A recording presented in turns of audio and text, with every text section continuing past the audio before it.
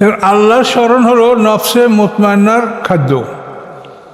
আপনি অধিক পরিমাণে আল্লাহ জিকির করলে আপনার মনের অবস্থাটা ভালো থাকবে, নফসে মুতমাইন্না শক্তিশালী হবে, আপনি ভালো কাজ করতে ক্ষমতা পাবেন।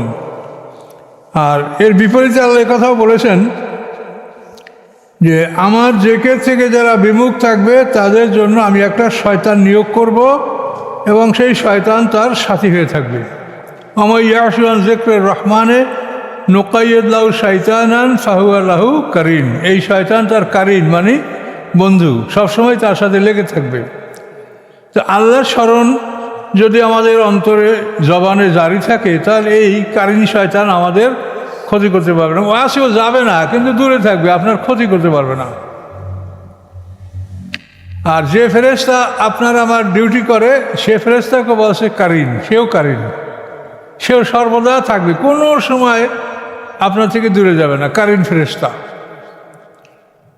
কিরামান কাতিবিন। তো এই দুদলকেই কারিন বলেছে কোরআনে সূরা কাফের মধ্যে। ফেরেশতারা বলবে অকালা কারিনু রব্বানা হাযা মা লা ইয়াতিত। মানুষের যে ফেরেশতা কারিন সে বলবে আল্লাহ তার এই আমল আমার কাছে প্রস্তুত, সে কী করেছে সারা জীবন এই দেখেন রেডি। আর শয়তান কারিন বলবে অকালা কারিনু রব্বানা মাতকাইতু হাযা, হে আল্লাহ আমি একে বিপদগামী করি নাই, ওয়ালাকিন কানাফি দালালিম বাঈদ, সে নিজেই ভুল পথে ছিল, দূর দূরান্তের ভুল পথে ছিল, এটা শয়তান বলবে। ওকেও বলছে কারিন আর ফেরেশতারাও কারিন। শয়তানের যেরকম সর্বদা লেগে থাকে তো ওই রকম আল্লাহর ফেরেশতাও সর্বদা আমাদের উপরে ডিউটি করে। এখন যারা দিনে ডিউটি করছে এরা সূর্যাস্তের মুহূর্তে আকাশে যাবে, ওখান থেকে আবার আকাশ থেকে নূতনে আসবে, তারা রাতের ডিউটি ধরবে, ওরা ফজরের নামাজের পরে চলে যাবে। আবার ওইখান থেকে ফজরের সময় যারা আকাশ থেকে নামবে তারা সারাদিনের ডিউটি করবে, সব কিছু লিখবে, সব কিছু লিখবে। তো এইসব জিনিসগুলো আপনাদেরকে ভালো করে বুঝতে হবে যে আল্লাহ তাআলা কোনো মানুষকে যে শাস্তি দিবেন এটা এই লেখার উপরে, যে ফেরেশতারা কি লিখিছে এইটা দেখে তার শাস্তি তার জন্য নির্ণয় করা হবে। কারণ মুখের কথাই না যে এটা এই করছে এটা জান্নাত দিয়ে দেন, এই করছে এটা দোজখ নিয়ে নেয়, এরকম না। কোনো মুখের কথা সেখানে চলবে না। বালেগ হওয়ার সাথে সাথে আল্লাহ প্রত্যেকটা মানুষের সাথে এই ফেরেশতা নিয়োগ করেন এবং এই ফেরেশতা প্রত্যেকটি কথা, কাজ, ইশারা, ইঙ্গিত সব কিছু লেখে।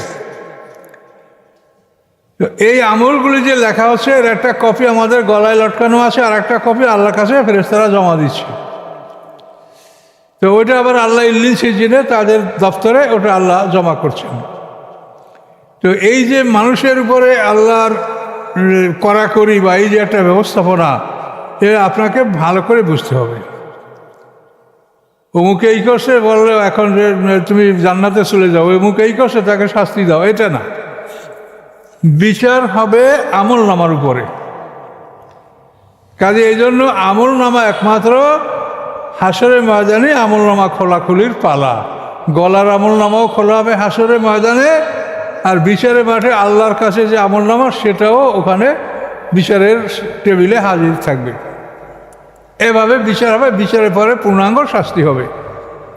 আর বিচারের আগে মৃত্যু এবং হাসরের মাঝখানে যে সময়টা, এটা হলো বরজাক। এই সময়ের মধ্যে আমরা পর্দার আড়ালে জগৎ, এই সময় যারা ভালো তারা ইল্লিনে অবস্থান করবে, অর্থাৎ উন্নত জায়গায়, যারা খারাপ তারা সিজিনে বা কারাগারে অবস্থান করবে, ইল্লিন সিজিন। কিন্তু এই সময়ের মধ্যে কাউকে ভয়ঙ্কর শাস্তিও দেওয়া হবে না, আর কাউকে সরাসরি জান্নাতের নিয়ামতও দেওয়া হবে না। শুধু সকাল সন্ধ্যা সে তার ঠিকানা দেখবে। এটা যেমন কোরআনে আছে আর নার ইউরাজুন আলে গুদুমু আসিয়া, যে সকাল সন্ধ্যা ফেরাউন সম্প্রদায়কে তাদের আগুনের ঠিকানাটা দেখানো হয়, ঠিকানার সামনে তাদেরকে হাজির করা হয়। আর আল্লাহ রাসূলের হাদিসেও আছে এভাবে যে ইন্না আহাদাকুম ইযা মাতা, তোমাদের কেউ যখন মৃত্যুবরণ করে তখন ওরজা আলাইহি মাকআদুহু, তার ঠিকানা তাকে দেখানো হয় বিল গাদায়াতিল আশি, সকাল সন্ধ্যায়। ইম্মা ইন কানা মিনাল জান্নাতি ফামিনাল জান্নাহ, যদি সে জান্নাতের অধিবাসী হয় তাহলে তাকে জান্নাতের ঠিকানা দেখানো হয়, আর যদি সে জাহান্নামের অধিবাসী হয় তো ফামিনান নার, তাকে দোজখের ঠিকানা দেখানো হয়। এবং বলা হয় হাদা মাকাদুকা হাত্তা ইয়াদখুলাকা আল্লাহু ইয়াওমাল কিয়ামা, এটা হচ্ছে তোমার ঠিকানা, কিয়ামতের দিন তোমাকে এই ঠিকানায় পৌঁছে দেওয়া হবে। তো এই যে একটা কষ্ট, একটা লোকের ফাঁসির অর্ডার হয়েছে, কিন্তু সকাল বিকাল থেকে হ্যাঁ অমুক কই তোমার অমুক অমুক তারিখ ফাঁসি, তাহলে সেটা একটা কষ্ট থাকবে না? এটা কিন্তু একটা আযাব। এই কষ্টই ভোগ করবে, কিন্তু বিচার না হওয়া পর্যন্ত চূড়ান্ত শাস্তি ভোগ করবে। এটা কোরআনে স্পষ্ট বলা আছে যে ওয়াইয়ামা তাকুমু সাআতু আদখিলু আলা ফিরআউনা আশাদ্দিল আযাব। কোরআনে যে কিয়ামত যেদিন কায়েম হবে সেদিন বিচারের পরে আল্লাহ ফেরেশতাদেরকে বললেন আদখিলু আলা ফিরআউনা আশাদ্দিল আযাব, যে ফিরআউন সম্প্রদায়কে কঠিন শাস্তির মধ্যে ঢুকাও। তাহলে কঠিন শাস্তি মৃত্যু থেকে হাসর এই সময়ের মধ্যে না, এই সময়ের মধ্যে বরজাক সুখ দুঃখ অনুভব করবে। এবং তাফসিরে এমন লেখা আছে যে জান্নাতীরা যখন তাদের জান্নাতের বাড়িটা দেখবে, তার ঘ্রাণ পাবে, এতে তাদের মনটা আনন্দে ভরে যাবে। এবং সকালে একবার এই ঘ্রাণ পাবে, আবার বিকেল একবার ঘ্রাণ পাবে। আবার জাহান্নামীরা যখন আগুনের ঠিকানা দেখবে, তখন ওই আগুনের ঠিকানা থেকে তার মনে বা দেহের মধ্যে এমন একটা মানে একটা গরম একটা উত্তাপ অবস্থা সৃষ্টি হবে, যার জন্য সে কষ্ট ভোগ করতে থাকবে। এতটুক বিচারের পরে সঠিক শাস্তি। শাস্তি তো ফেরেশতারা তো মুখস্থ কাউকে শাস্তি দিতে পারবে না। আল্লাহর হুকুমের বাইরে ফেরেশতারা কাউকে স্পর্শই করতে পারবে না। কি বলেছে আল্লাহ, তার আমলনামায় কি লিখেছে, সেই শাস্তি ফেরেশতারা দিবে। তাহলে এইসব জিনিসগুলো আমরা বুঝি না, আমরা মানে যাতে আপনারা কান্না আরম্ভ করেন, এই কান্দার ওয়াজ আমরা করি সবাই, হুজুররা হুজুরে খুব ভালো ওয়াজ করছে, কিন্তু আসলে জিনিসটা আপনাকে বুঝতে হবে, জ্ঞান রাখতে হবে। আল্লাহ তাআলা কোরআনে কি বলছেন, আফালা ইয়াতাদাব্বারুনাল কোরআন আম আলা কুলুবিন আকফালুহা, যে ওরা কোরআন নিয়ে চিন্তা গবেষণা কেন করে না? ওদের অন্তরগুলি কি তালা লাগিয়ে দেওয়া হয়েছে? অন্তরে তালাবদ্ধ অন্তর তাদের। কাজে অন্তরকে খুলে উন্মুক্তভাবে কোরআন সম্পর্কে আপনাদেরকে চিন্তা করতে হবে। এখানে আল্লাহ বললেন যে তোমরা আল্লাহকে অধিক পরিমাণে স্মরণ করো, সুবহানাল্লাহ, আলহামদুলিল্লাহ, লা ইলাহা ইল্লাল্লাহ, আল্লাহু আকবার, এই ধরনের জিকির। শুধু আল্লাহ আল্লাহ, রহমান রহিম, 99 নাম, যে কোনো নামের জিকির আপনি করতে পারেন।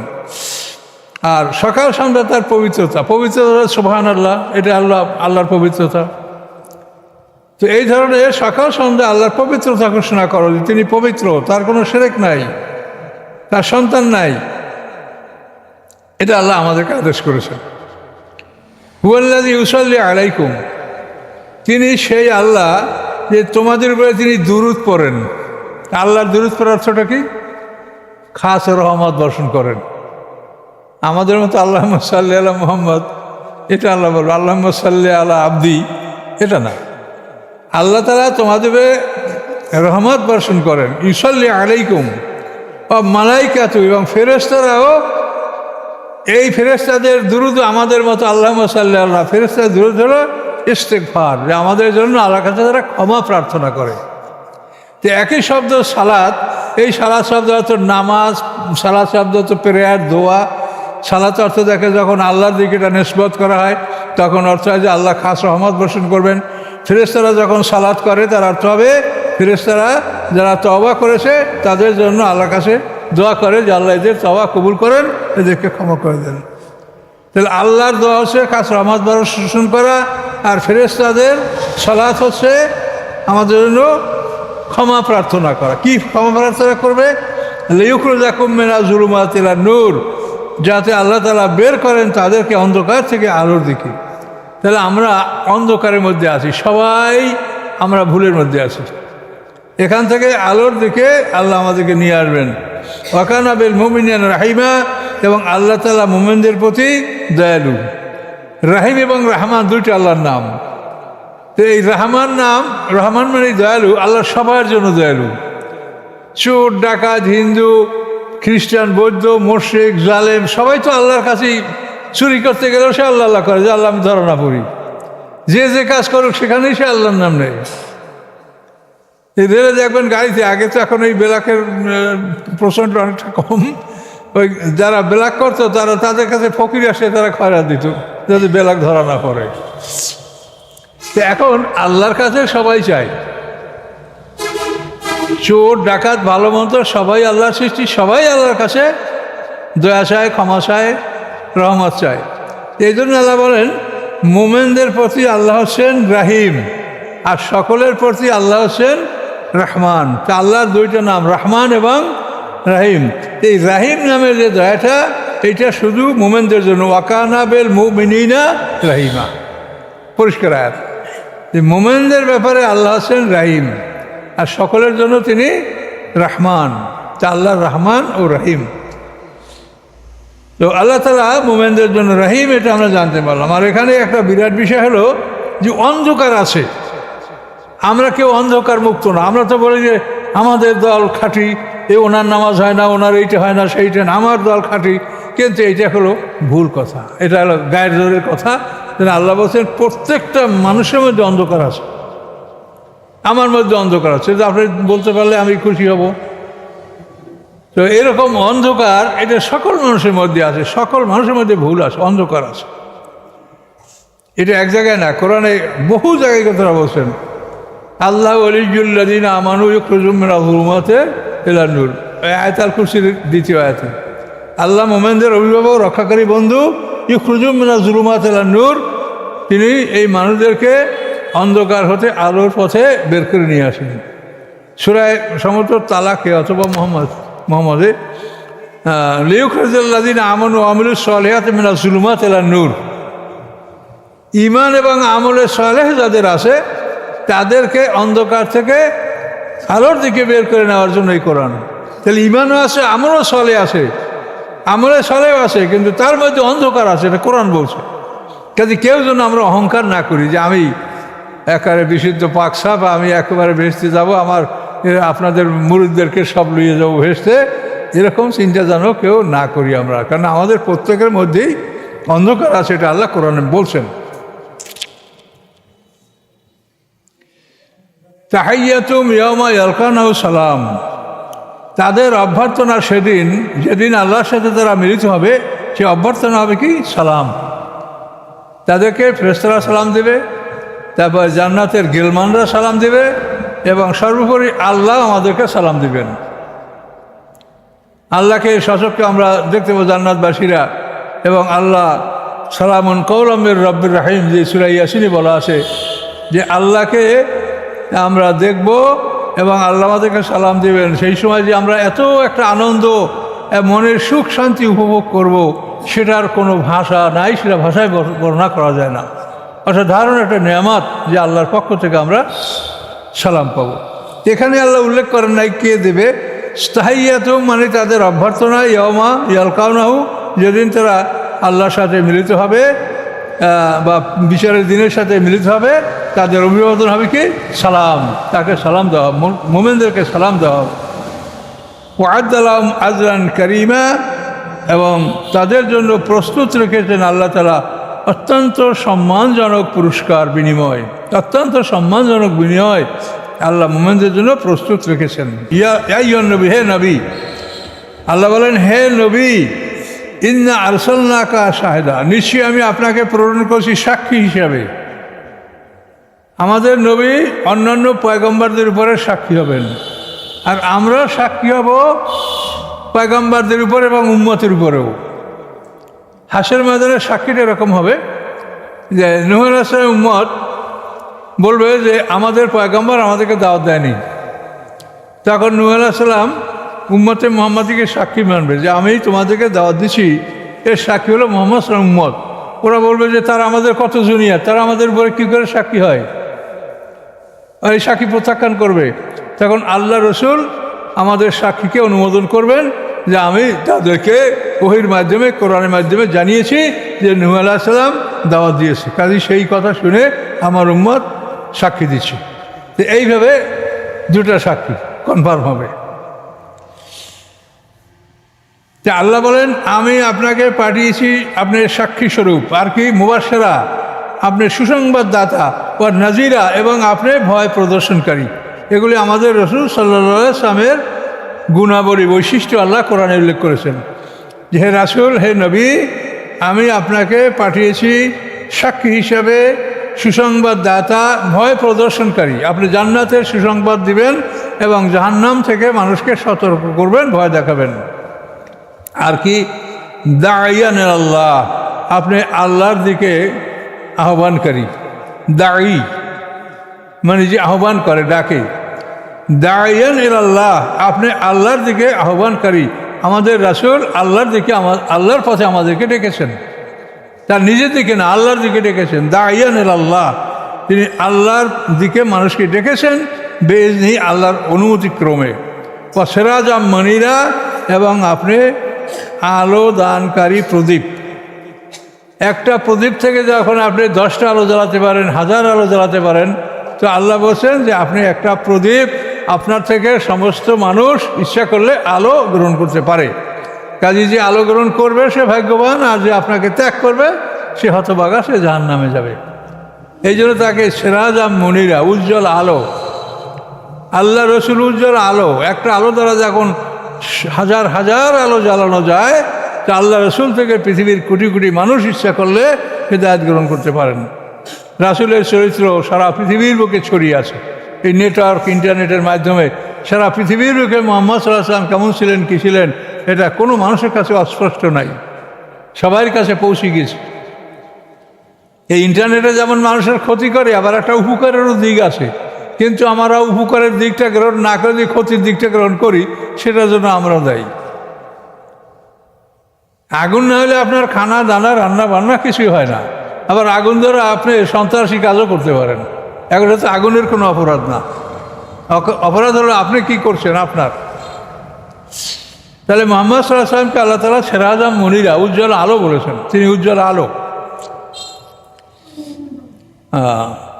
এখন আল্লাহ রসুলের এই প্রশংসাগুলি আল্লাহ করলেন, করার পরে আল্লাহ বলেন বাশশিরিল মুমিনিন, আপনি মুমিনদেরকে সুসংবাদ দেন, বিআন্না মিনাল্লাহি ফাদলান কাবীরা, নিশ্চয়ই তাদের জন্য আল্লাহর পক্ষ থেকে রয়েছে বড় অনুগ্রহ। মুমিনরা, আমরা মুমিন, আমরা আল্লাহর পক্ষ থেকে বড় অনুগ্রহ আমরা লাভ করবো ইনশাআল্লাহ। ফাদলান কাবীরা, বড় অনুগ্রহ।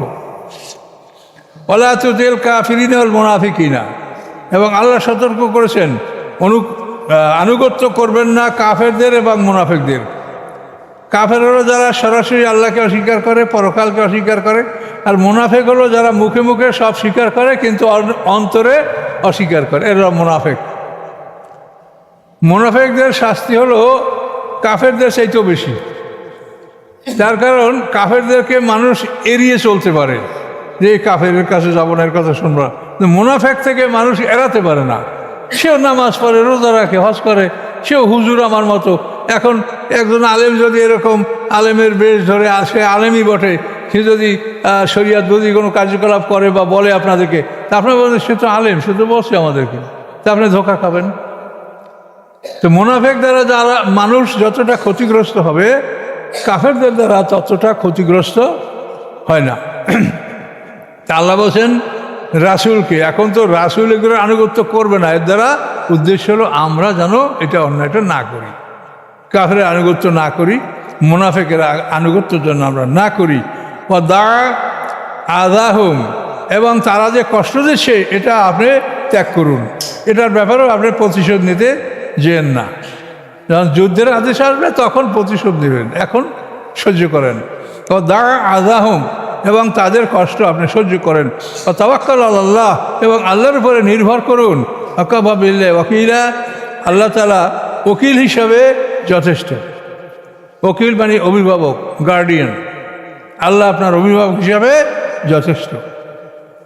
কাজে এই কাফের মুনাফিকদের আনুগত্য করতে নিষেধ করা হয়েছে, জালেমদের দিকে ঝুঁকতে মানা করেছে। ওয়ালা তারকুনু ইলাল্লাযিনা যালামু ফাতামাসসাকুমুন নার, আল্লাহ বলেন হে রাসূলকে বলেন ওয়ালা তারকানু ইলাল্লাযিনা যালামু, যারা জালেম তাদের দিকে আপনি বিন্দু মাত্র ঝুঁকবেন না। যদি ঝোঁকেন ফাতামাসসাকুমুন নার, তাহলে স্পর্শ করবে, ছোবে, স্পর্শ টাচ করবে তোমাদেরকে আগুন, অর্থাৎ আগুন তোমাদেরকে পাকড়াও করবে। তাহলে আল্লাহ তাআলা জালেমদের দিকে ঝুঁকতে মানা করছেন, মুনাফিকদের দিকে ঝুঁকতে মানা করেছেন, কাফেরদের আনুগত্য করতে মানা করেছেন। এগুলি সব তো আল্লাহ কোরআনে সরাসরি বলেছেন। কিন্তু আমরা তো তা করি না। আমরা সমস্ত মুসলমান, আমরা সবাই মুসলমান, কিন্তু আমরা বলি কি যে আমরা গণতন্ত্র প্রতিষ্ঠার জন্য আমরা সংগ্রাম করছি, কি বলি কি না? পেপার পত্রিকা দেখা যায় তাহলে আমরা কি গণতন্ত্র প্রতিষ্ঠার জন্য আল্লাহ আমাদেরকে পৃথিবীতে পাঠাইছে বলেন তো? গণতন্ত্র হলো মানুষের আইন। গণ মানে মানুষ, আর তন্ত্র মানে আইন। সবাই যেটা ভালো মনে করে এটা আইন, এর নাম হলো গণতন্ত্র। আমরা কি এই কাজের জন্য দুনিয়াতে আসি? আমাদের আইন দিয়েছেন আল্লাহ, এই আইনের ব্যাখ্যা যে ভালো করতে পারে, যে ভালো বুঝতে পারে, তাকে নেতৃত্ব দেন, তাকে নির্বাচন করেন, সেইটার দায়িত্ব পালন করবে।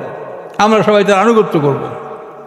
কিন্তু আমাদেরকে তো পৃথিবীতে আল্লাহ গণতন্ত্র কায়েম করার জন্য আসলে। এই গণতন্ত্র কবে আসে? এই যে আব্রাহাম লিঙ্কন আমেরিকার প্রেসিডেন্ট, উনি এই গণতন্ত্রের প্রবর্তক। এখানে কোরআনের কথাগুলি আল্লাহর, আমরা যদি মানে মনোযোগ দিয়ে শোনেন, সূরা ইয়াসিনের মধ্যে আছে যে আমার হাত দ্বারা আমি এই পশুগুলো সৃষ্টি করলাম, এখন এই পশুগুলোর তোমরা মালিক। কি আছে না ইয়াসিন সূরার মধ্যে? আল্লাহ বলেন যে আমি আমার হাত দ্বারা এই পশুগুলি সৃষ্টি করছি, গবাদি পশু, তোমরা তার মালিক। তা তোমরা একবারও চিন্তা করলে না যে এই পশুগুলি এর মালিককে সৃষ্টি করছে কে? একটা পিঁপড়া তোমাকে মানে না, সে তোমাকে কামড় দেয়। সে জানে যে, পিঁপড়া জানে যে তুমি তাকে মুহূর্তে মেরে ফেলতে পারবে, কিন্তু তোমাকে সে মানে না, কামড় দিবে। আর একটা হাতি, একটা মহিষ, সে আপনাকে আঘাত করে না। কেন? ওই কোরআনে দেখেন, সুবহানাল্লাযী সাখখারা লানা হাযা ওয়া কুন্না লাহু মুকরিনিন। পবিত্র তো ওই আল্লাহর, যে আল্লাহ এই পশুগুলিকে আমাদের বাধ্য করে দিয়েছেন, আমরা এগুলোকে বেঁধে কন্ট্রোল করতে পারতাম না। এটা কোরআনের আয়াত। আল্লাহ বলেন সৃষ্টি আমার আর মালিক তুমি। হ্যাঁ, আকাশ পৃথিবীর কোন অঞ্চল তারা সৃষ্টি করেছে? এত প্রশ্ন করছেন যে আকাশ পৃথিবীর কোন অঞ্চল তারা সৃষ্টি করেছে, সেইটা নিয়ে তারা ভাগ হয়ে যাক, পৃথক হয়ে যাক। যদি তোমাদের শরীরে এমন কেউ থাকে যে আকাশ পৃথিবীর এই অঞ্চল এরা তৈরি করছে, সৃষ্টি করছে, তাতে এই অঞ্চলের মালিক তারা, এরকম একটা অঞ্চল দেখান। কি আকাশ পৃথিবীর কোনো অঞ্চল সৃষ্টি করছে কেউ? দেখাতে পারবেন? কোনো অংশ কেউ বলতে পারবে যে আমি আকাশ পৃথিবীর নদী বা সমুদ্র, জঙ্গল, পাহাড়, পর্বত, তো সবই তো আল্লাহর। তা আপনি মালিক হন কি করে? তা আপনি মালিকটা কি করে হলেন? এইখানেই তো হবে আপনার বিচার। আপনার রোজা নামাজ সেটা বহু পরের কথা। এটা হল ইমান। ইমান নিয়ে যখন আপনাকে প্রশ্ন করা হবে, এগুলি হবে প্রথম বিচারের বিষয়। যে তুমি মুসলমান হইয়া সার্বভৌমত্ব একজন রাষ্ট্রপতির, সার্বভৌমত্ব একজন দেশনেত্রী, দেশনেতার, এটা তুমি কি করে স্বীকার করলে? কোথায় পেয়েছে তুমি? কার? সে কি করেছে? তার কি কোনো সৃষ্টি আছে এখানে যে সে সেটার মালিক হবে? কথা বুঝতে পারেন আমার নাকি? এটা বোঝেন ভালো করে। এইগুলিই প্রশ্ন। এই প্রশ্নে আটকে যাবে মানুষ। তো এই জন্য এই বিষয়গুলি সবসময় মানে আপনাকে জানতে হবে, শিখতে হবে, চিন্তা করতে হবে। কিন্তু কোরআনের বাইরে যদি যান, লক্ষ লক্ষ কথা আছে, কত সুন্দর সুন্দর যুক্তি কথা, কিন্তু সেগুলো কোরআনে নাই। ওইগুলো পড়ে আপনারা ওয়াজ করেন, হেদায়েতের জন্য দাওয়াত দেন, কিন্তু এটা আল্লাহ পছন্দ করেন না। আপনি কোরআন থেকে কথা বলেন, তো আপনি গ্যারান্টি পাবেন যে আমি কোরআন থেকে কথা বলেছি। অত বেশি আপনার দরকার নেই, কোরআনের মধ্যে সীমিত থাকেন। আল্লাহ কি বললেন? কাফেরদের অনুকরণ করবেন না, মুনাফিকদের অনুকরণ করবেন না, তাদের কষ্ট, তারা যে আপনাদের কষ্ট দিচ্ছে এটা আপনি সহ্য করেন, আল্লাহর উপর নির্ভর করেন। আল্লাহ আপনার সবচাইতে সুন্দর অভিভাবক। তাহলে আমাদেরকে এইভাবে চলতে হবে। যেন আমরা এখন গণতান্ত্রিক রাষ্ট্রে সবাই বাস করি, আপনি আমি সবাই। আমি যেখানে বসি বলে আমি আপনার সাথে ভালো, সে দাবি আমি করতে পারি না। আপনিও যে আইন মাইনা রাষ্ট্রের অধীনে বসবাস করেন, আমিও সেটা মানতে বাধ্য হচ্ছি। কিন্তু আমাদের কথা থাকবে যে আমরা এটা চাই না, আমরা চাই আল্লাহর আইন, আল্লাহর বিধান। কিন্তু আমরা সেটা পাবো কোথায়? আগে হিজরত করতে পারতো মানুষ, দারুল কুফুর থেকে দারুল ইসলামে হিজরত করতে, এখন তো তাও নাই। এখন হিজরত করার কোনো অনুমতি নাই। যে সমস্ত দেশে মানে কোটি কোটি একর জমি পড়ে আছে, অনাবাদ, মরুভূমি, জঙ্গল, সেখানেও যে আপনি হিজরত করিয়ে বসবাস করবেন, এই অনুমতি তো নাই। কোথায় যাবেন? তা আমরা আল্লাহকে বলবো যে আল্লাহ আমাদের এই বাধ্যবাধকতা যে আমরা হিজরত করতে পারছি না, আপনার দিনও কায়েম করতে পারছি না, তাহলে আপনি আমাদেরকে মাফ করেন, আমরা এদের পক্ষে না। কিন্তু যদি আপনি বলেন গণতন্ত্র প্রতিষ্ঠার জন্য আমরা চেষ্টা করছি, তাহলে তো আপনার শেষ, ইমানই শেষ। আপনি যতই নামাজ পড়েন, আপনার ইমানই শেষ। তার কারণ গণতন্ত্র মানে কথাটাই কি, মানুষের আইন। এবং এই গণতন্ত্রের পিছনে পড়ে তারা এই সমকামিতা, এগুলিই তো তারা বৈধ করছে আমেরিকার কোনো স্টেটে। সবাই এটা চাইতে, এটা আইন। নাউজুবিল্লাহ মিন যালিক। এই জন্য আল্লাহ যেটা বলে সেটা আমি করার চেষ্টা করব। যদি না পারি তো আল্লাহ দেখবে যে আমি পারছি না। কিন্তু আমি নিজের সীমার বাইরে গিয়া কিছু করলে সেটা তো গ্রহণযোগ্য হবে না। আপনি যদি ফুটবল খেলতে নামেন তো একটা সীমা আছে, এত ফুট বা এত ফুট আপনার কোর্ট, এর মধ্যে থেকে আপনাকে খেলতে হবে, গোল দিতে হবে। কারণ আপনি যদি ওই কোর্টের বাইরে যেয়ে গোল দেন, তো গোল হবে? কারণ আপনি যদি নিজেই ইসলাম থেকে বাইর হয়ে যেয়ে আপনি কিছু করেন, এটা কি হবে? এটা কিন্তু আমাদের এই ভুলগুলি বারবার হয়েছে। আমি বারবার তাদের সতর্ক করেছি যে আপনারা ভুল পথে চলছেন। আপনি ইসলামের নিজের সীমার মধ্যে থাকেন, তারপর আপনি কাজ করেন। নিজে যদি সীমার বাইরে চলে যান তো আপনি কীভাবে আপনি আল্লাহর কাছে কি জবাব দেবেন? নিজের সীমার মধ্যে থাকেন, থাইকে যা পারেন তাই করেন। নিজের সীমার বাইরে চলে গিয়ে কোনো কাজ করবেন না। কথাটা একটু, আমার এই কথাটা খুব গভীর কথা, একটু ভালো করে চিন্তা করতে হবে আমি কি বলেছি। বিরাট কথা যে আপনি যদি এই প্রচলিত শাসনতন্ত্রের উপরে শপথ করেন তো তখনই তো আপনার ইমান শেষ। তার কারণে এই প্রচলিত শাসনতন্ত্র সম্পূর্ণ মানুষের বানানো এবং এখানে সম্পূর্ণ মানুষের আইন কানুন। যদি আপনি বলেন যে আমাকে যে দায়িত্ব দেওয়া হলো, আমার শপথ তো আপনাকে শাসনতন্ত্রের কথা বলতেই হবে যে এই শাসনতন্ত্র অনুযায়ী আমি আমার সাধ্য অনুযায়ী আমি আমার এই দায়িত্বটা পালন করব। তো এখন যখনই এই শাসনতন্ত্র অনুযায়ী আপনি দায়িত্ব পালন করবেন, তখন আপনি আল্লাহর কাছে যে বায়াত করেছেন সে বায়াতটা থাকে আপনার? কথা বলেন না যে আপনারা কি বলেন, বুঝেছেন না বোঝেন নাই? কাজে এগুলোই তো কোরআন থেকে, এগুলো কোরআন না পড়ার জন্য এই ভুলগুলো আমাদের হচ্ছে। কোনো নবী আল্লাহর কাছে এমন যাবে যে তার একজন উম্মত নাই, তার জন্য কি নবীকে আল্লাহ শাস্তি দেবে? তাকেও আল্লাহ জান্নাতই দিবে। আপনাকে চেষ্টা করতে বলছে, আপনি নিজে আল্লাহর কোরআনের সীমার মধ্যে থেকে চেষ্টা করেন, যা পারেন তাই করেন। না পারেন তো আপনার নিজেকে নষ্ট করে আপনি কিছু করতে যান না। এটা হলো কথা।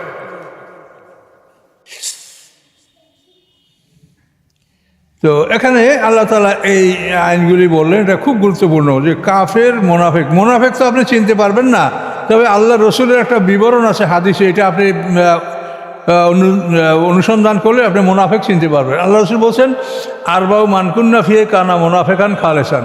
আল্লাহ রসুল বলেন যে 4টা স্বভাব যাদের মধ্যে থাকবে তারা খাঁটি মোনাফেক। ইজা হাদ্দাসা কাযাবা, 1 নম্বর হলো সে কথা বলতে গেলে কথার মধ্যে মিথ্যা কথা বলে। 2 নম্বর ওয়াইজা আহাদা গাদারা, যখন সে মানুষের সাথে ওয়াদা করে সে ওয়াদা খেলাপ করবে। ওয়াইজা উতুমেনা খানা, যখন তার কাছে কোনো কিছু আমানত রাখা হয় সে আমানতের খেয়ানত করবে। ওয়াইজা খাসমা ফাজারা, যখন সে তর্ক বিতর্কে লিপ্ত হয় তখন সে অশালীন কথাবার্তা বলে। এই 4টার স্বভাব হলো মুনাফিকের চরিত্র। আল্লাহ বলছেন ওয়াইনসাল্লাহ সোয়ামা জামা আন্না মুসলিম, যদি সে নামাজ পড়ে, রোজা রাখে এবং নিজেকে মুসলমান বলে ধারণা করে, তবুও সেই লোকটাকে খাঁটি মুনাফিক। খাঁটি মুনাফিক বোঝেন তো, যার মধ্যে ঈমান মোটেও নয়, এর নাম হলো খাঁটি মুনাফিক। আমার ওই ছাত্র জীবন না, পাশ করেছি কামেল, তারপরে আমার হোটেলে মানে মঠবাড়িয়াতে আমার একটা মানে রেস্টুরেন্টে খাইতে বসি বন্ধু বান্ধব নিয়ে মিষ্টি।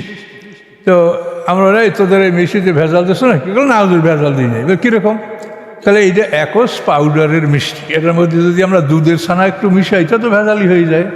কাজে এতে আমরা দুধের ছানা দিই না, এটা একস পাউডারের মিষ্টি, কাজে কোনো ভেজাল নাই। কথা বুঝতে পারছেন?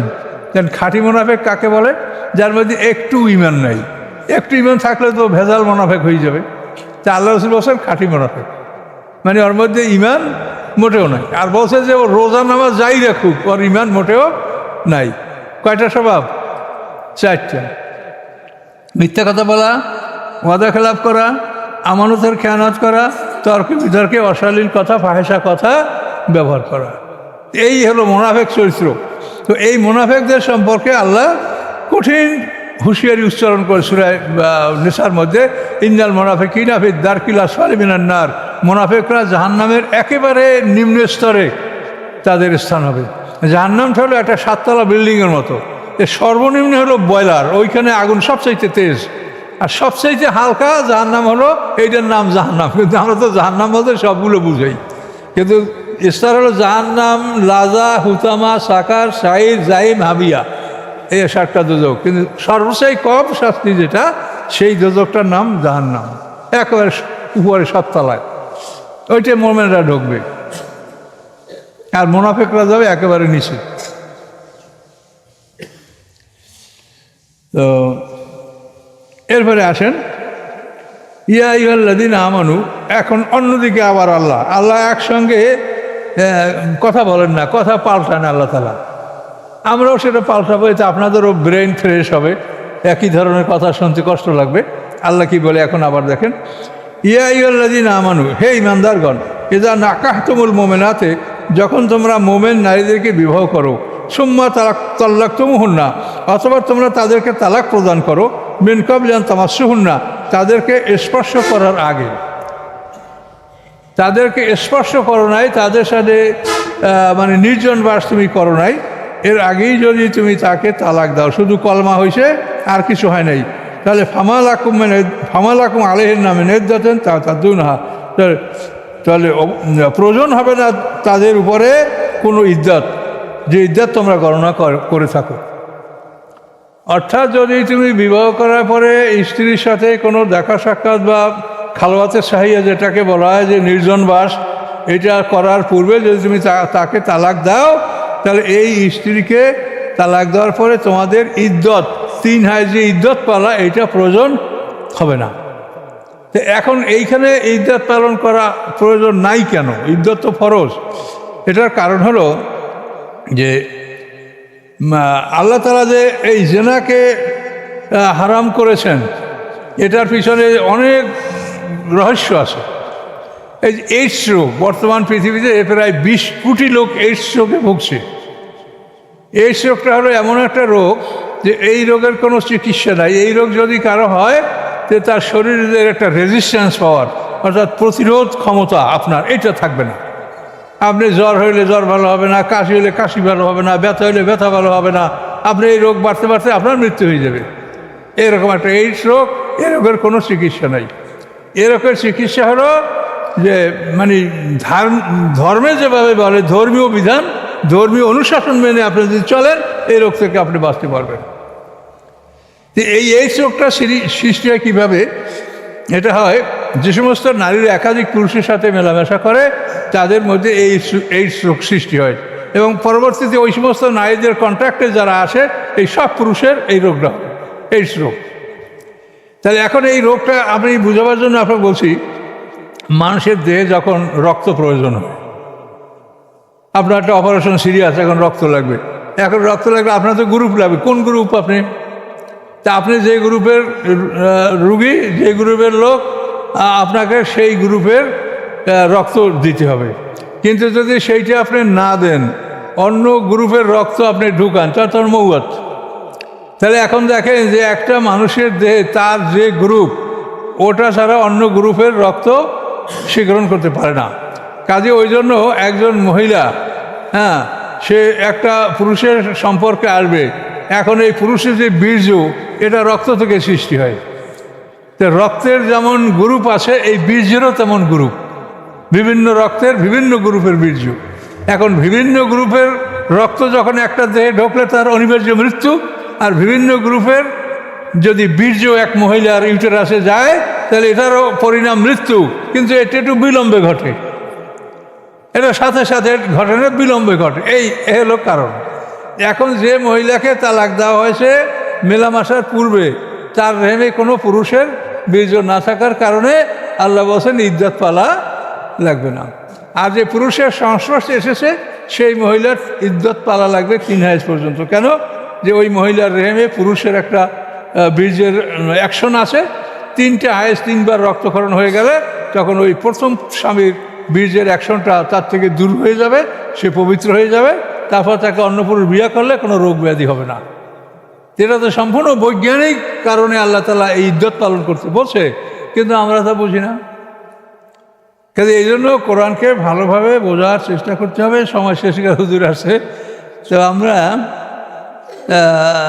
49 নম্বর আয়াত পর্যন্ত চলে আসলাম। মাত্র হুন্না ও সারুন্না সাল্লাহ সালাম জামিলা, যে সমস্ত মেয়েদেরকে বিয়ে করার পরে তোমরা মেলামেশার আগে তালাক দিয়েছ, তাদেরকে তোমরা ভোগ বিলাসের সামগ্রী দাও এবং সুন্দররূপে তাদেরকে বিদায় করো। ভোগ বিলাসের সামগ্রী বলতে তাকে তুমি দুটা শাড়ি বা মানে 2 সেট কাপড় তুমি তাকে দাও, তারপর তাকে স্যান্ডেল, তারপরে প্রসাধনী কী কী লাগবে, সুগন্ধি এটা সেটা, মানে একটা সুন্দরভাবে একটা মানুষকে তুমি দিয়া তাকে বিদায় করো। 2 সেট পোশাক, তারপরে অন্য অন্য সাবান, স্যান্ডেল, জুতা, প্রসাধনী যা কিছু আছে এই সব দিয়ে তাকে সুন্দর করে বিদায় করো। এভাবে আল্লাহ বলা আছে। এর মোহরের ব্যাপারটা আবার অন্যরকম, পরে আবার শুনবেন। এর মোহরের ব্যাপারও হুকুম আছে অন্যরকম। তো ঠিক আছে, ইনশাল্লাহ আমরা 49 নম্বর আয়াত চলে আসি। তো জুমার সময়ের রক্ষা করতে হবে। তো আপনারা এখন যারা কাবলা জুমা আদায় করেন নাই, যারা কাবলা জুমা পড়েন চাই।